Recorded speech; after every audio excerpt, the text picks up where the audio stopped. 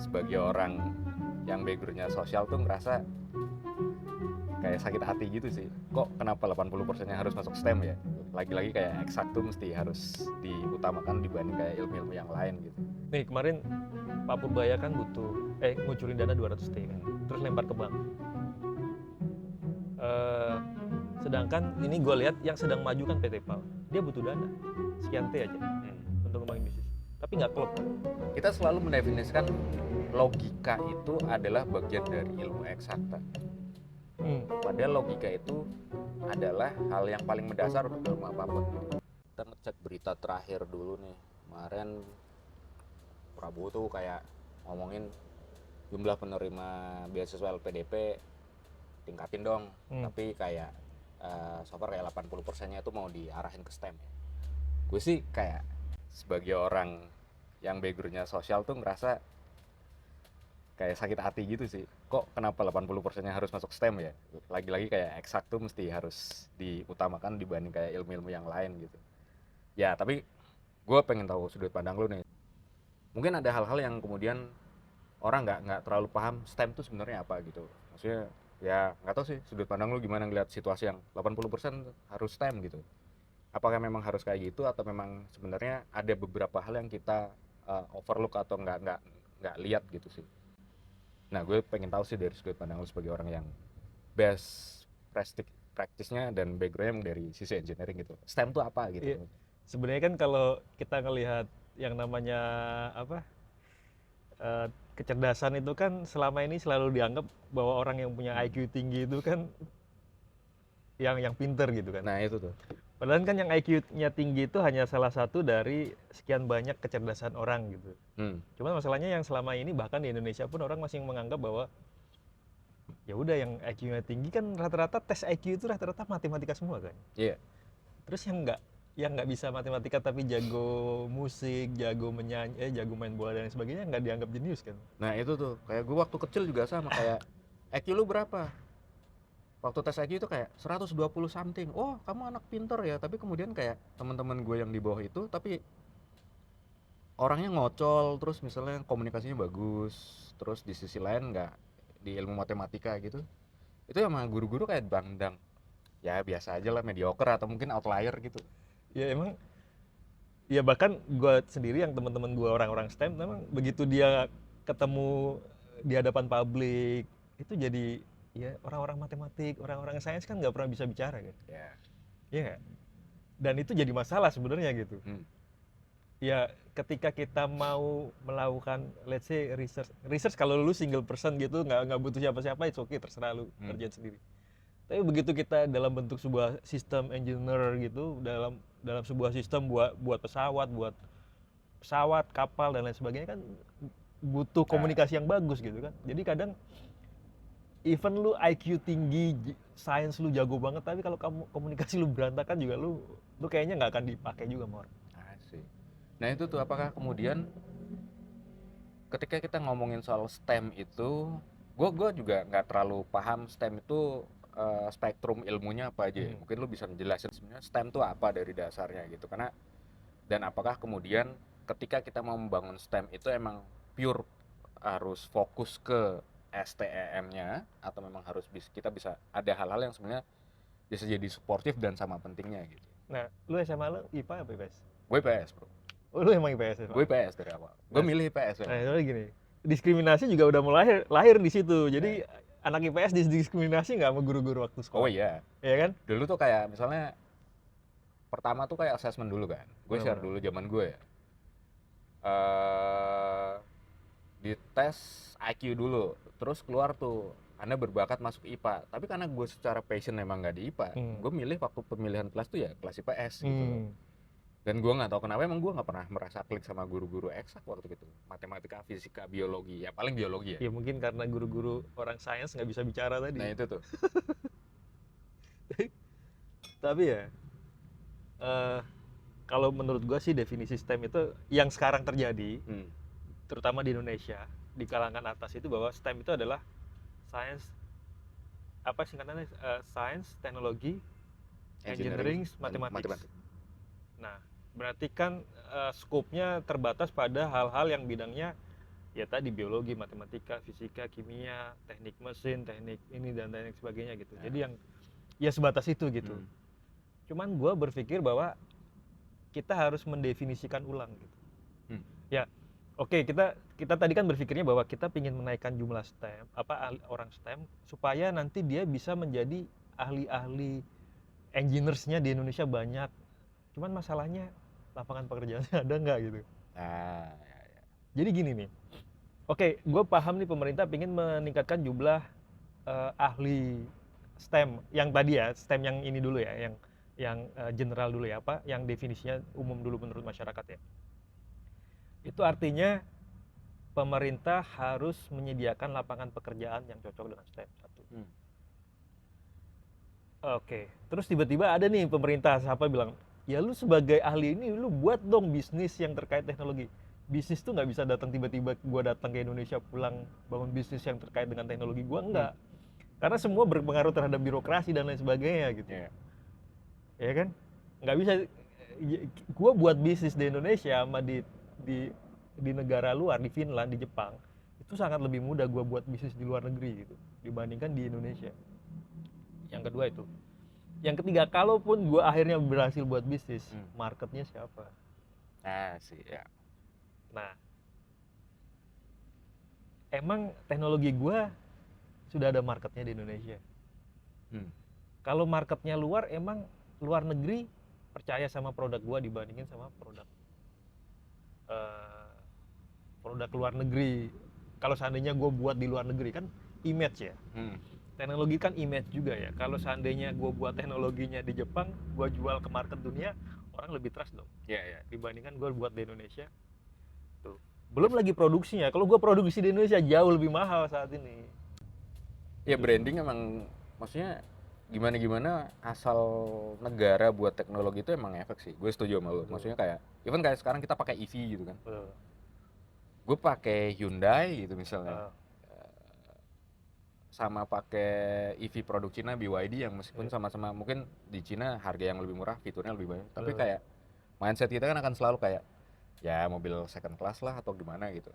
Sebenarnya gue memahami sih kenapa pemerintah tuh, bukan berarti karena gue budak birokrat ya atau sehari-hari bersinggungan sama pemerintah gitu, tapi gue memahami kenapa kemudian Indonesia itu seakan terkagum-kagum dengan namanya STEM gitu. Maksudnya ini tuh bukan hal yang cuman Indonesia aja yang dialami kalau menurut gue. Tapi karena sebagai negara berkembang, enaknya adalah kita itu punya model pembangunan ekonomi yang bisa terjadi, yang udah ada, dan kita ngelihatnya itu adalah either Amerika atau sekarang Cina gitu kan.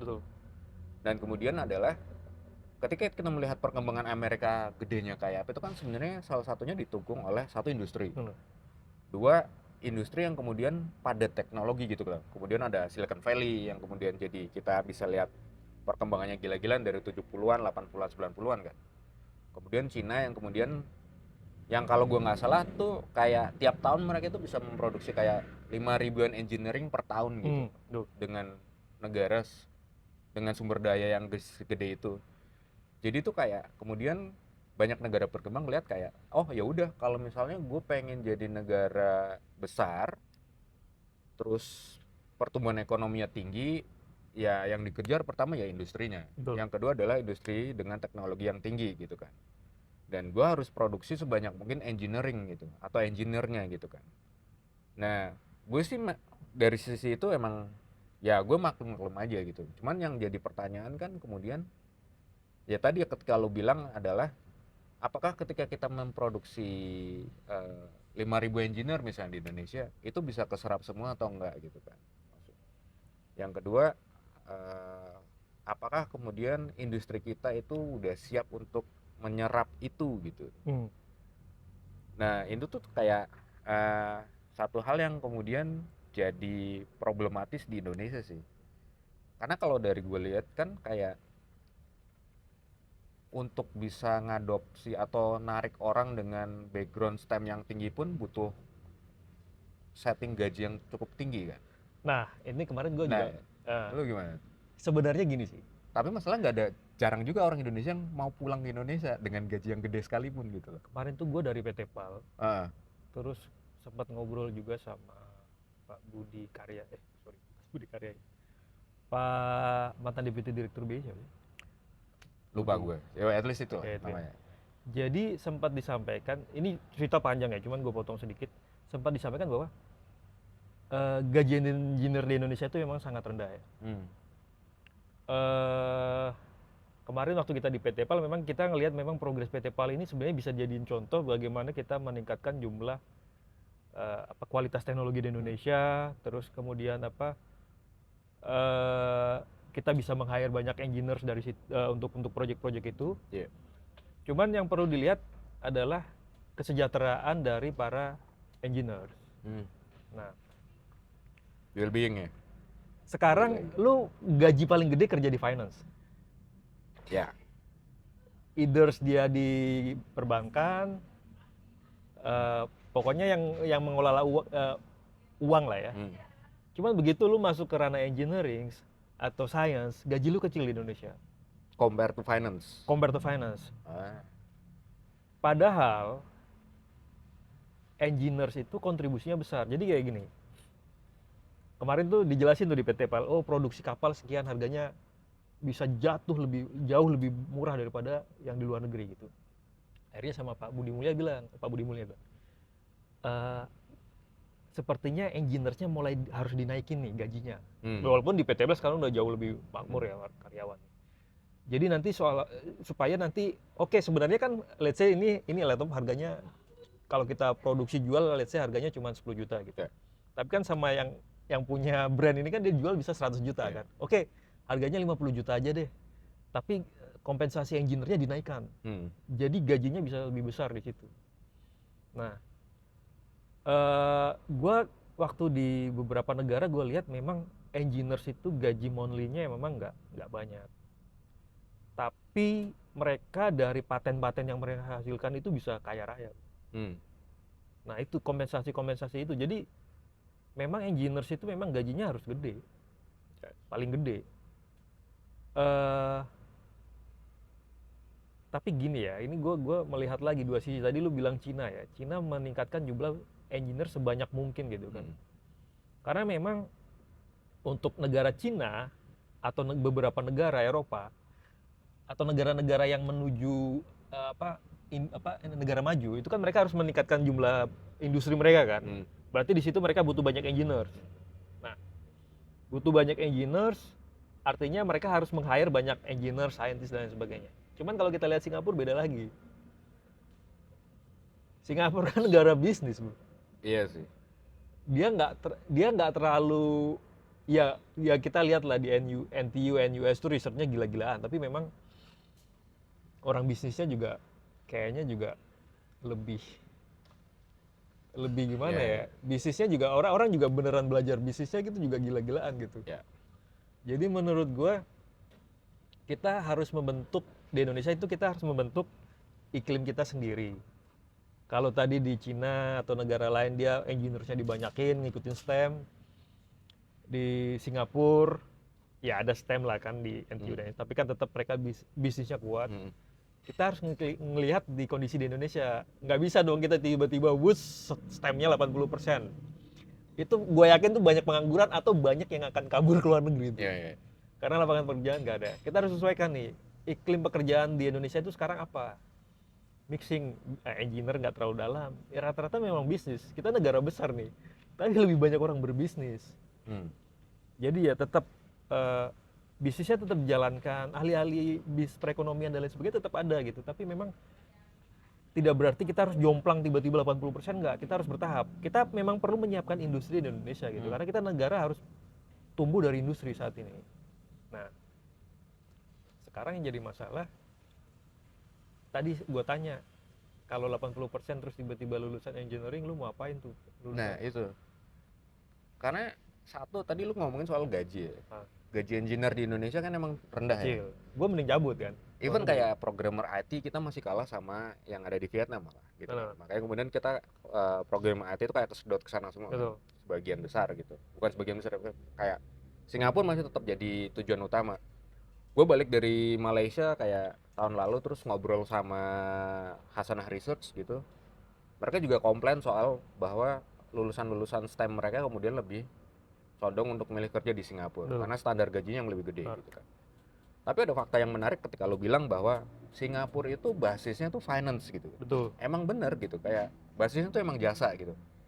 Tapi di satu sisi mereka juga nyadar untuk bangun ya industri STEM itu emang tetap perlu. Tapi to some extent mereka tetap stay to the core-nya itu loh. Betul. Services-nya gitu, hub-nya gitu. Betul. Jadi kayak, nah ya kalau di Indonesia tuh kayak kita tuh belum pernah nemu tuh. Lu tuh sebenarnya dari sisi mana sih gitu? Apakah kemudian kayak kita sebagai negara dengan natural resources yang gede itu akan fokus time-nya di natural resources, atau kemudian kita di jasa karena tourism kita juga gede. Betul. Gitu, atau memang di sektor-sektor lain. Nah itu nggak pernah kita definisi. STEM kan gede ya. Nah itu Sistemnya gede. Sekarang kita tanya, STEM-nya bagian mana nih yang mau dikuatin? nah, that's the Ya kan? Itu maksud lu kan itu kan? Mm-mm. Jangan-jangan sebenarnya kita bagusnya di pertanian, perkebunan, terus mineral resource, tapi STEM-nya di luar teknologi. Itu kan jadi useless juga loh. Mm-hmm. Jadi useless lagi kan. Terus gue mendefinisikan satu hal lagi yang pernah gue ceritain dulu. Apa tuh? Gue lupa. Jadi kayak gini. Begitu sebuah perusahaan teknologi menghadapi masalah hukum, yang kita pakai lawyer kan. Yeah. Masalahnya banyak banget lawyer yang nggak paham teknologi gitu. Let's say gini. Ada lawyer kerja di perusahaan mobil. Terus begitu si lawyer ini menghadapi masalah hukum dengan internasional ya, mobil internasional di perusahaan internasional lainnya, kan dia harus belajar nih seluk-beluk teknologi dari mobil itu kan. Iya. Untuk supaya dia bisa goals menang gitu. Kan dia perlu cari info dan sebagainya. Nah, jadi mungkin gua nggak tahu ya, siapa tahu kalau tiba-tiba podcast kita kedengar sama siapa gitu kan. Jadi kita mungkin bisa menyusun kurikulum yang sedikit berbeda dari negara asing. Jadi kayak negara luar ya. Oke, lu sekolah hukum, tapi ada mata kuliah STEM yang harus lu pelajarin di situ. Itu menarik sih. Iya kan? Oke, lu jadi lawyers, lu jadi finance. Finance sekarang di perbankan deh. Finance kan tetap butuh orang teknik sipil, teknik lingkungan. Karena kan begitu kita masuk ranah finance, ada perusahaan teknologi ingin mendanai proyek mereka, terus datang ke bank atau institusi finance manapun. Kan si institusi finance itu, bank itu kan harus ngitung kan. Yeah. Ini proyek oke apa enggak? Gimana dia mau ngitung kalau dia nggak paham teknologi? Terus nih, maksudnya iya sih, antara satu bisnis dengan yang lain ya sama-sama pengen cuan sih. Tapi kan bisnis teknologi different animal sama misalnya pertanian ya. Ya, make sense sih.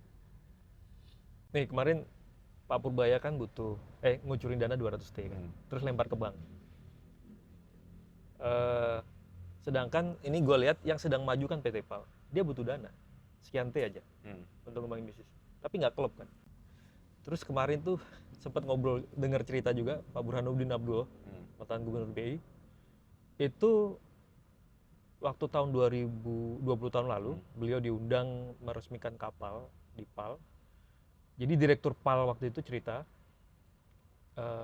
kita sebelumnya proyek ini didanain oleh bank dari UK, Inggris. Karena waktu kita mengajukan ke bank di Indonesia, tidak di-approach karena tidak ada ahli perkapalan di bank tersebut gitu yang bisa ngitung, yang paham risknya seperti apa. Betul.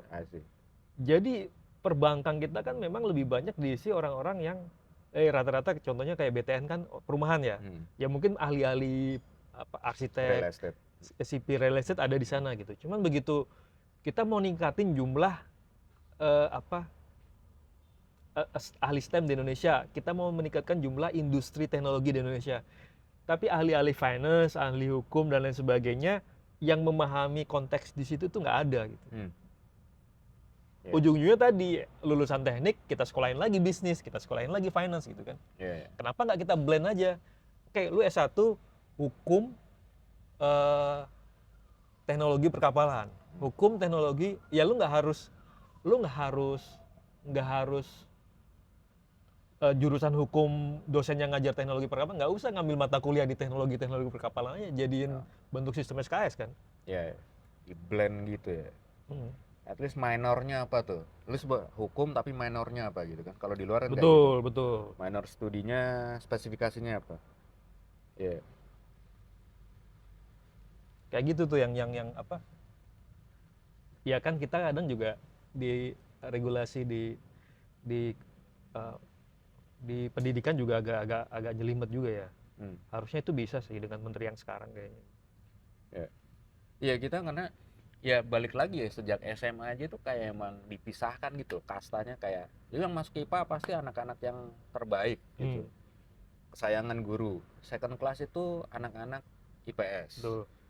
Yang ketiga kalau Bahasa. misalnya ada kelas bahasa ya itu udah kayak yang outlier, emang yang dua kasta itu nggak masuk dan lain-lain gitu. Tapi ternyata kalau kita lihat tuh emang STEM itu bukan soal dominasi ilmu eksakta aja kan. Maksudnya ketika lu mau bangun industri yang berbasis teknologi, orang STEM-nya, engineer-nya memang butuh.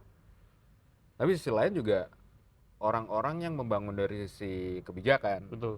Terus dari sisi regulasi dan peraturan hukum sampai dari sisi finance, bisnisnya juga memang harus diperkuat gitu. Betul. Ya gue sepakat sih, karena gue sempat ngobrol sama beberapa anak-anak praktisi hukum ya ketika gue waktu itu kayak ngadepin kasus kayak soal financial sector gitu. Terus kita konsultasi sama beberapa ahli hukum, terus kayak kita nggak nemu tuh dari sisi makro, dari sisi ekonominya. Terus temen gue tuh bilang gini, ya karena problematika mahasiswa hukum di Indonesia itu adalah apalagi yang udah masuk industri itu rata-rata lebih heavy di compliance gitu. Betul. Kayak misal kalau ada merger ya udah dokumennya yang biar bisa mempermudah proses hukum mergernya apa gitu. Bukan dari sisi apakah ketika merger dari sisi makronya gimana, tapi apakah kemudian akan bertentangan dengan peraturan-peraturan hukum yang atau kebijakan yang sedang dibangun oleh pemerintah untuk meningkatkan pertumbuhan ekonomi gitu. Nah itu nggak ada yang sampai kepikiran kayak gitu tuh. Jadi kayak berangkat dari itu terus sama yang lo omongin soal STEM tuh gue jadi kayak relate, oh ya emang iya sih, emang kita harus blend di situ. Dan kayaknya emang yang kalau kita terlalu heavy di 80, gue sih nggak masalah kalau misalnya porsinya itu untuk saat ini STEM memang agak gede gitu ya. Tapi kalau sampai 80% dan kemudian 20% sosio humaniora itu seakan-akan di sideline kan gue agak-agak jujur kayak do we have to do like that gitu. Gitu aja sih. Nah cuman gue dapat lagi info, gue nggak tahu ya, lu mungkin lebih tahu lah soal itu kan.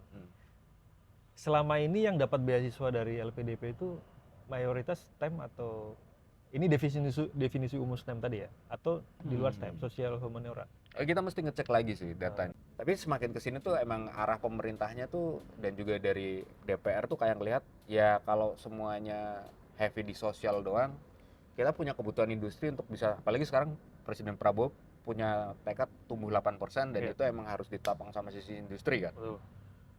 Ya mau nggak mau emang dari sisi ketika kita melihat komposisinya lulusan di Indonesia emang lebih banyak di ilmu sosial sementara engineer-nya semakin sedikit gitu ya. Mau nggak mau emang kekhawatiran itu jadi beralasan sih. Di satu sisi ya. Apalagi ketika melihat dua contoh terbaik untuk negara yang bisa tumbuh dengan sangat pesat itu kan Amerika sama Cina, balik lagi engineering-nya emang kenceng gitu. Itu sih.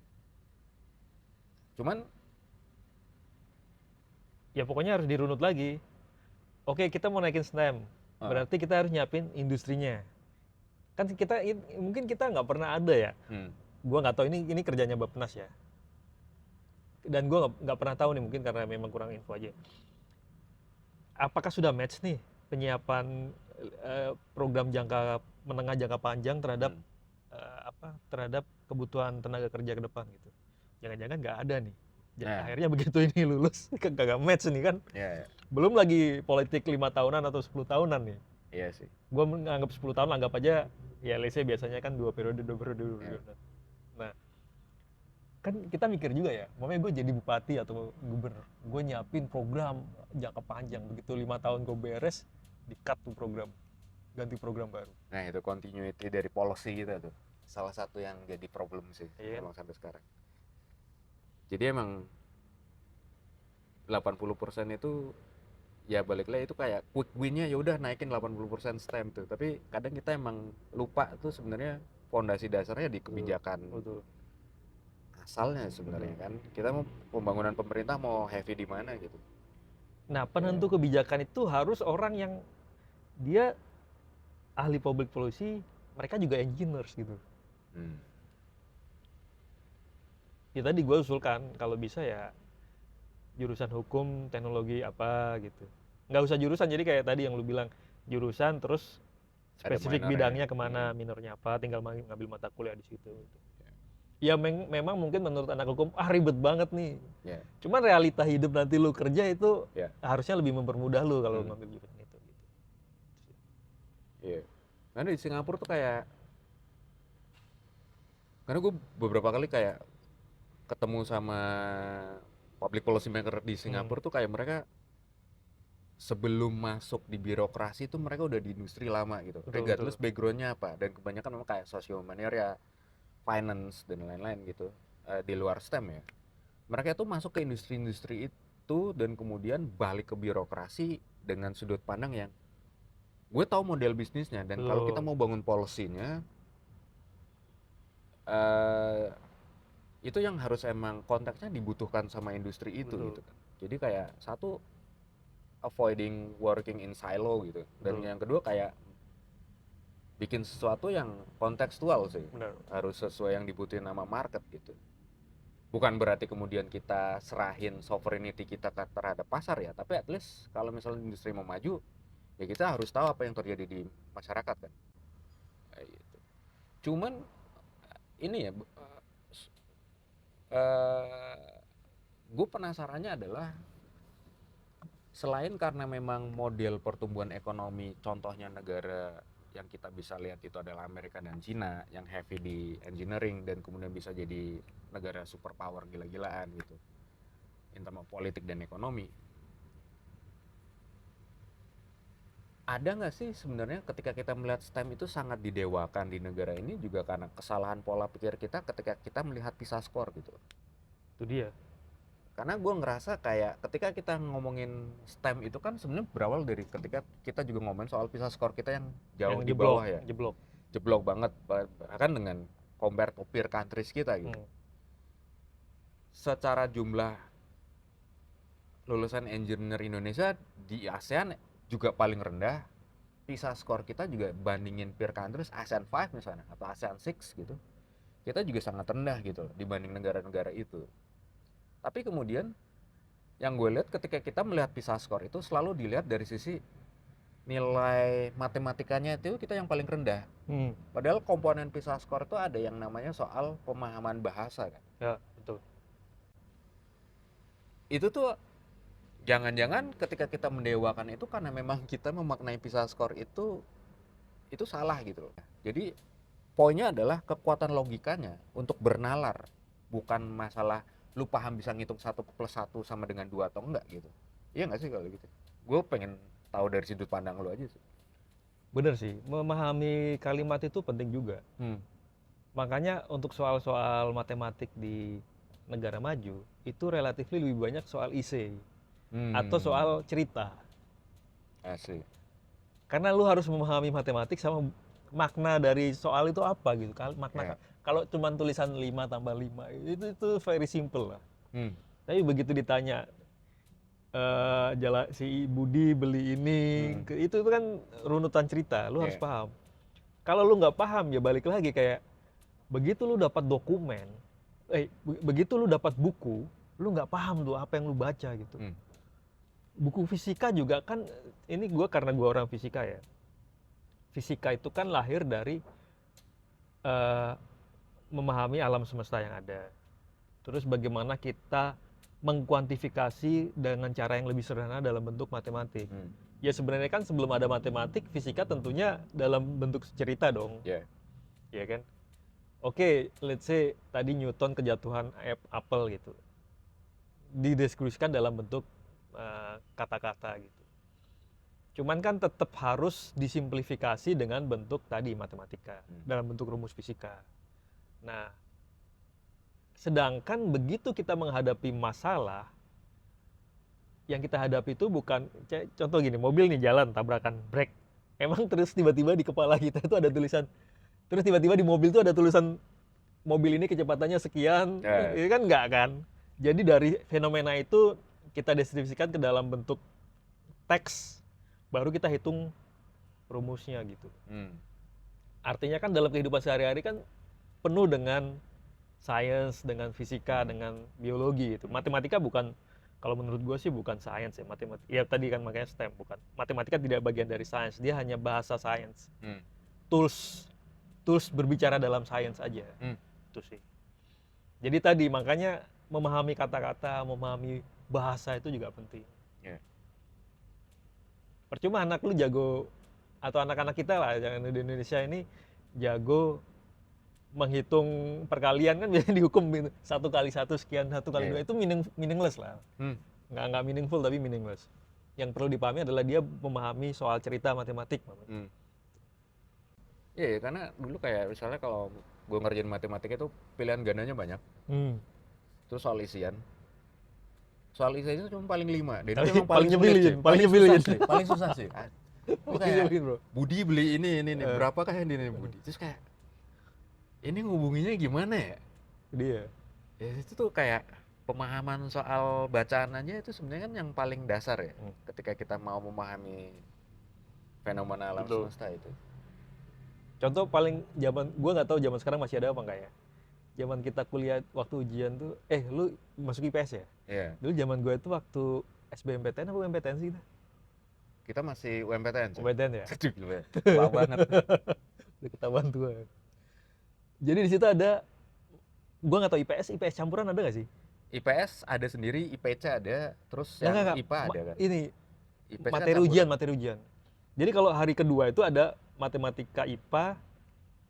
Oh, kalau lo ngambil fisika, IPC biologi, IPC ada ya? IPC fisika, ada. Biologi, kimia, matematika IPA sama bahasa logika kan? Kayaknya yang matematika IPA itu bahasa logika deh. Jadi kayak gini. Ada darah melalui pembuluh darah nih. Dengan diameter pembuluh darah sekian. Oh iya. Menurut lu itu pelajaran biologi atau fisika? Ada aliran darah biologi coy. Melalui pembuluh darah. Gue ngambil UMPTN soalnya gue masuknya jalur ujian masuk kan. Tapi gue enggak juga sih. Cuman gue dapet soal matematika tuh. Nah, itu sebenarnya biologi yang difisikakan. Jadi kayak contohnya ini orang-orang kolesterol nih kan dia pembuluhnya menyempit nih. Ini ada pembuluh darah diameternya sekian. Terus dilalui oleh darah. Terus pada titik tertentu itu terjadi penembalan kolesterol. Jadi lubang pembuluh darahnya itu jadi mengecil. Kira-kira darah yang melalui lubang pembuluh darah yang setelah mengecil itu berapa tekanannya? Nah, tekanan itu bisa mengakibatkan pecah pembuluh darah. Nah, sekarang tinggal dihitung aja, itu kan fisika kan, fluida. Tapi masuk ke dalam konteks biologi. Tadi, soalnya dalam bentuk fenomena, disajikan dalam bentuk kata-kata, diselesaikan dengan menggunakan rumus matematika, persamaan matematika. Nah, gitu. Itu yang terjadi di dunia kita sekarang, di dunia kerja ya. Itu bukan yang 1 tambah 1, 2 tambah 2. Itu enggak. Jadi memang konteksnya PISA itu harusnya matematika, pemahaman memaknai kalimat itu juga penting. Belajar matematika gampang, ntar juga ujungnya kita udah seumuran gini lu masih ngitung? Enggak kan, pakai kalkulator kan? Iya sih. Cuma matters ya. Maksudnya, ya itu tadi, karena kita tuh melihat, kita selalu mendefinisikan logika itu adalah bagian dari ilmu eksakta. Padahal logika itu adalah hal yang paling mendasar untuk ilmu apapun gitu kan. Makanya kemudian, bahkan ketika gue masuk dulu di sosial humaniora pertama kali ya belajarnya dasar-dasar logika. Lu punya logical fallacy atau nggak, pas gue cek lagi, ini kok kayak bahasa matematika ya? Karena gue compare gitu. Tapi itu dalam bahasa filsafat yang nggak keluar angka-angka gitu. Ya, nah itu kemudian yang gue lihat kayak akhirnya kita salah memahami PISA ya, karena kita selalu melihat logika itu ya urusannya orang matematika gitu. Lo orang bahasa lo tahu apa soal logika gitu kan. Tapi ya Kalau menurut gue sih memang ketika kita mau bangun sesuatu, apalagi soal STEM ini memang harus sesuai identitas ya. Betul. Kita mulai apa yang kita punya, terus kita sesuaiin, kita adjust, tapi to some extent kita juga harus punya plan tuh, kira-kira ke depannya setelah kita udah maksimalin apa yang kita punya, kita mau bangun apa gitu kan. Nah itu yang nggak kita punya gitu. Kayak let's say kayak kita ngomongin hilirisasi gitu. Betul. Kita butuh STEM untuk hilirisasi gitu kan. Cuman hilirisasi di pihak mana, sektor apa itu kita nggak pernah itu. Betul. Dan lagi-lagi selalu kita mulai, ya nggak apa-apa, kita mulai dari sesuatu yang paling banyak kita punya lah, pertambangan gitu. Perkebunan, sawit dan lain-lain. Tapi gue nggak pernah ngeliat kemudian, oke, setelah pertambangan dan sawit, apa yang akan kita lakukan dengan hilirisasi gitu kan. Betul. Nah itulah kemudian seakan-akan Indonesia itu berhenti dan stuck di satu tahap tertentu aja gitu, nggak bisa kemudian continue seperti negara-negara peer countries kita gitu kan. Itu ya itu sih, mendefinisikan ulang kita mau kemana arahnya, baru kita tarik ke belakang STEM tenaga kerja ini mau dibuat seperti apa. Calon-calon tenaga kerja maksudnya dalam artian siswa-siswi sekolah dan sebagainya. Karena waktu itu gue ngobrol sama Ha Jun Chang, terus sama Yuan Eng dari John Hopkins, terus sama ada beberapa ahli juga soal ngomongin industrialisasi dan hilirisasi. Terus mereka kayak, kita itu ketika mendefinisikan sesuatu, hilirisasi dan kebutuhan akan STEM itu selalu menginduk pada contoh yang udah ada memang. Betul. Dan kemudian kita mencontoh apa yang dilakukan oleh negara barat. Betul. Let's say Amerika Serikat, dan kalau di Asia Timur tuh Jepang sama Cina, terutama Cina ya. Tapi kita lupa sebenarnya kita definisikan kebutuhan kita sendiri, karakter kita sendiri itu apa. Betul. Sampai kemudian di diskusi itu salah satu ngomong, deh sekarang di hilirisasi di Indonesia itu kan masih fokus ke tambang gitu ya. Perkebunannya di sawit. Betul. Sekarang gue nanya, melon di Jepang yang mahal banget itu produk hilirisasi bukan? Iyalah. Mereka pakai STEM juga kan? Iya. Tapi marketingnya apakah pakai STEM juga? Enggak, sosiohumaner ya gitu. Gue langsung kayak ke-trigger gitu loh. Iya ya, kita tuh ngomongin soal produk pertanian itu selalu pada tahap soal swasembada doang gitu loh. Food security doang untuk kebutuhan kita. Tapi kita nggak pernah lihat bahwa food security itu bukan soal jumlah aja, tapi soal ketahanan dan juga soal kualitasnya yang kemudian harus, pertama produksinya ya memang dimaksimalin, tapi dari sisi teknologinya. Dan kalau kita udah food security, harusnya kita bisa jadikan itu satu komoditas unggulan, biar kita bisa security-nya di tempat lain juga gitu. Sama kemudian, oh melon itu seharga gitu. Melon mahal banget kan? Yang apa sih, gue lupa namanya di jutaan, Pak. Nah itu jutaan melon, gitu. Strawberry putih. See, I mean like, maksudnya ketika kita ngomongin itu tuh kadang suka kepotong-potong gitu loh. Kita ngomongin STEM, industri, kita nggak pernah lihat bahwa teknologi tinggi itu bisa diaplikasikan ke sektor lain juga yang seakan-akan itu nggak butuh teknologi. Makanya kemudian tadi kita harus blended ketika di kurikulumnya, dan juga terutama ketika kita di tempat kuliahan ya satu gitu. Oke guys, itu obrolan kita berdua hari ini soal STEM. Mudah-mudahan apa yang kita obrolin bisa lebih informatif. Dan bisa jadi satu trigger pemikiran buat teman-teman di luar sana. Sekian dulu dari gua, Bagus, dan Haji. Sampai ketemu di podcast selanjutnya dengan tema yang berbeda. Bye.